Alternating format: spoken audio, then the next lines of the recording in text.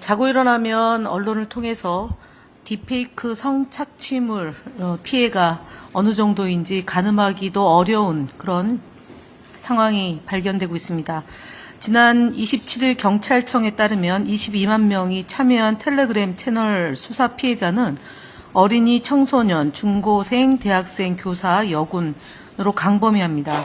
28일 교육부는 학생과 교원 딥페이크 성착취 피해 건수가 총 196건으로 179건을 수사 의뢰했다고 합니다.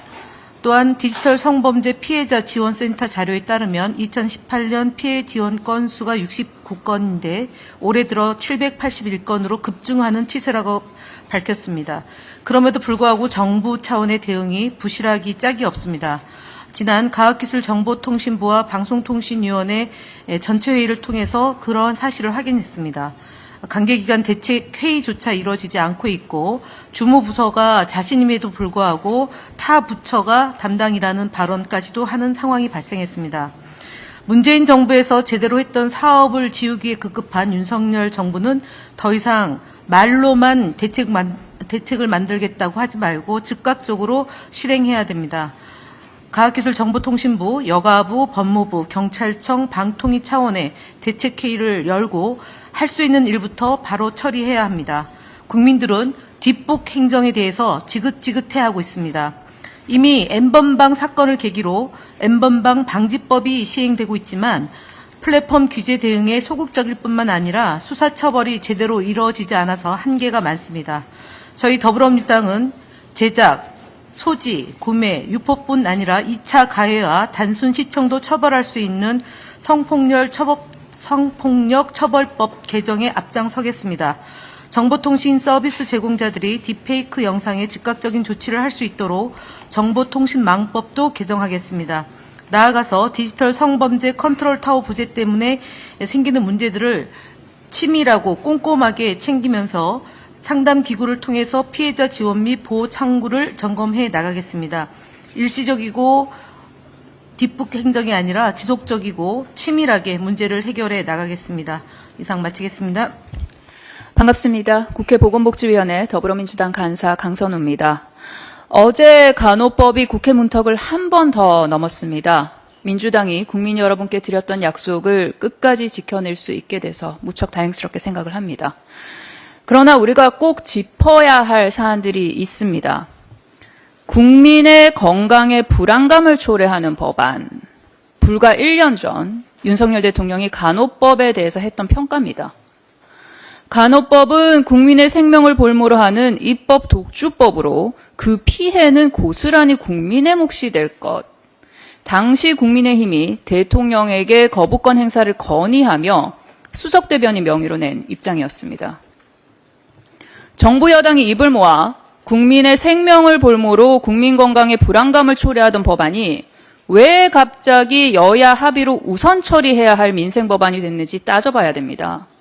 여당은 이제 상황이 달라졌다라고 말하는데 그러면 도대체 그 달라진 상황은 누가 초래했습니까? 바로 윤석열 대통령 자기 자신입니다. 근거도 없는 의대 정원 2,000명 증원을 폭력적으로 추진한 결과 의료 대란을 초래했고 결국 의료 현장은 도미노 붕괴에 빠졌습니다. 정부 여당이 뒷북 수습을 위해서 눈 뜨고 보기 힘들 정도의 자기 부정, 자기 배신을 거듭거듭하며 간호법 처리에 부랴부랴 나선 꼴입니다. 스스로 부끄러운 줄 알아야 됩니다. 됐다. 어제 방청석에 앉아있던 간호사분들의 입에서 나온 한마디였습니다. 박수도 함성도 없었습니다. 서로 부둥켜 안고 숨죽여 안도하는 모습에 정말 가슴이 아팠고 죄송했습니다. 간호의 법률적 의미가 아니라 사전적 의미를 살펴보면 환자나 노약자를 보살펴 돌봄이라고 되어 있습니다. 그렇기에 어제 통과한 간호법의 의미는 단지 PA 합법화에만 방점이 찍혀 있지 않습니다. 스스로를 태워가며 의료 현장을 버티고 있는 분들과 이분들의 버팀과 돌봄으로 인간으로서의 최소한의 존엄성을 지킬 수 있는 환자 여러분을 위한 법안입니다. 그 입법 취지를 살려 법이 현장에서 잘 작동될 수 있길 정부가 잘 해주시기를 거듭 당부를 합니다. 물론 여러 직역단체들 입장에 따라 아쉬운 부분이 분명히 있을 것입니다. 그러나 간호법 제정은 끝이 아니라 시작입니다. 그렇기에 추후 계속해서 대화를 통해 조정을 하고 논의해 나갈 것을 약속드립니다. 이상입니다. 대통령실의 적반하장의 행태가 국민 분노를 키우고 있습니다. 대통령 비서실장과 대통령실 공직자들은 국민의 목소리를 경청하고 가감없이 대통령에게 보고해야 할 의무가 있습니다. 그래야 나라가 바로 서고 국정이 올바른 길로 갈 수 있습니다. 하지만 대통령실 공직자들은 국민의 우려와 걱정을 담은 질문에 대해 무조건 가짜뉴스라며 윽박만 지르고 있습니다. 기본이 안 돼 있습니다. 공직자는 설명 의무가 있지만 해명할 생각조차 없는 윤석열 대통령실의 행태를 보면서 국민이 절망하고 있습니다.